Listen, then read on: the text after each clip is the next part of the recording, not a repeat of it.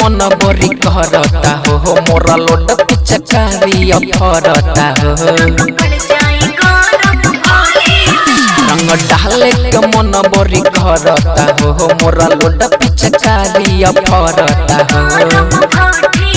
रानी मन जनी कर तू बहाना जनी कर खिसिया चालू बात हटी हटी में अरे हट ना अरे सट रंग रज डालो ना इतना गोदी में रंग पड़ जाई गरम भट्टी में रज डालो ना इतना गोदी में रंग पड़ जाई गरम भट्टी में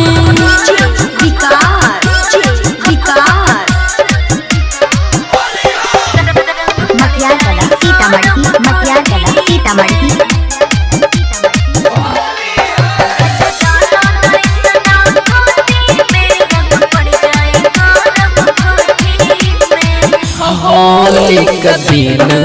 हबे कर नहीं माना हो अपना बलम जी के बुझाना कमीना हो डालो जनिया भी नइखे बनल बाटे खाना हो बाद में हडाल लीहा करब नाही माना हया बोला लका लगा दिसू खलका भिजा दी जाने भइल कतहरा मती में रज डालो ना इतना गोदी में रंग पड़ जाई गरम भट्टी में रज डालो ना इतना गोदी में रंग पड़ जाई गरम भट्टी में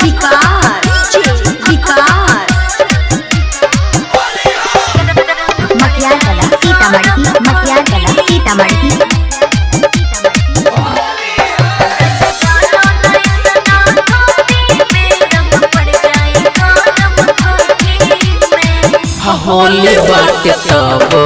काहे बारू इतना बिजी हो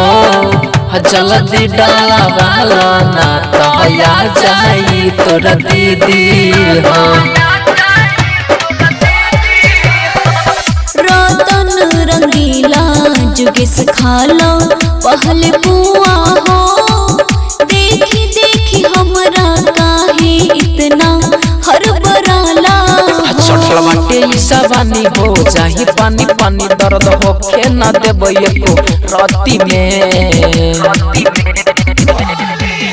रज डालो ना इतना गोदी में रंग पड़ जाई गरम भट्टी में रज डालो ना इतना